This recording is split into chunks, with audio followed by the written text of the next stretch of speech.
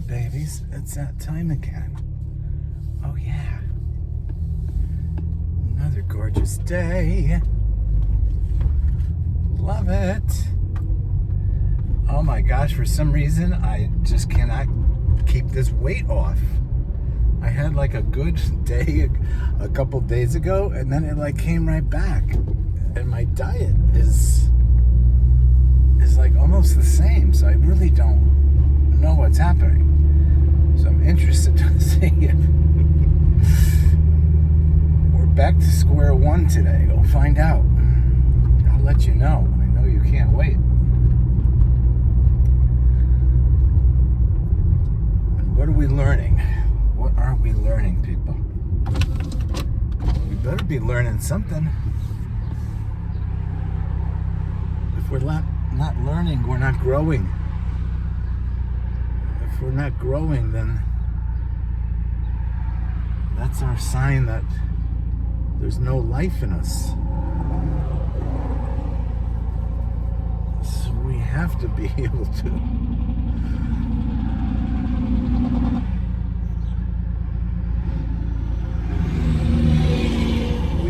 be able to identify growth.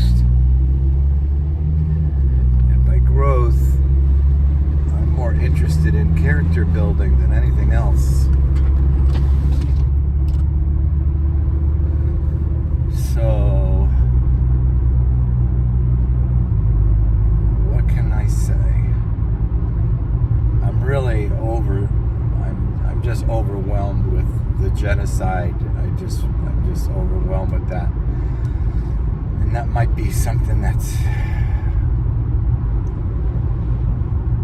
keeping me from experiencing the usual levels of growth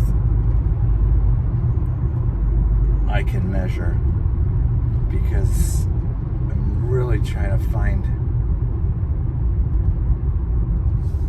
God's mind and heart in the matter of how we can live our lives and make a difference in the world when it's this dark, this drastic, and this deadly. So if anyone has any ideas on that, please forward them.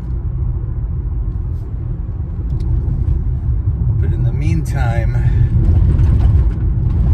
I'm on vacation, so I'm kind of in a chill mode. I did finally do some laundry. That was overdue, so that was good.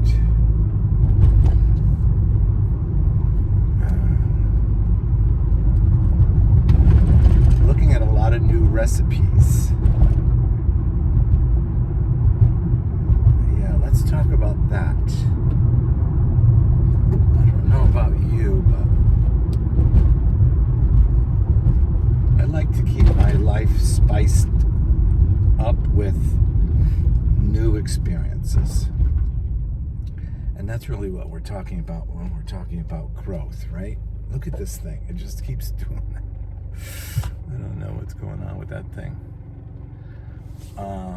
So with new experiences, what I'm looking for is like new tastes, combining ingredients in my diet that are new to me, that just add like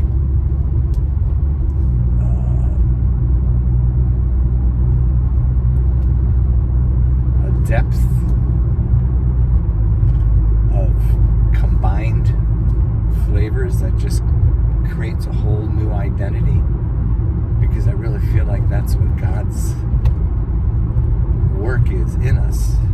You know, each of us is unique, but each of us can love. So if we add love to our own unique makeup, then in a sense we're offering a taste or even a meal to each other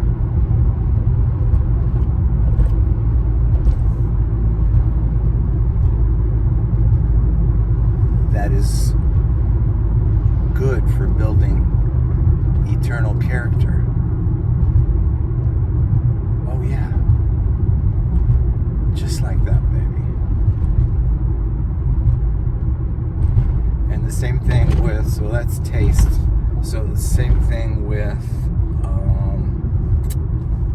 I'm hearing. I love to hear new arrangements, new melodies, new textures, new combinations of instruments, combining unique styles that maybe you wouldn't ordinarily see together. Same type of thing. It just adds to our experience of loving life, appreciating what we're given, and being ever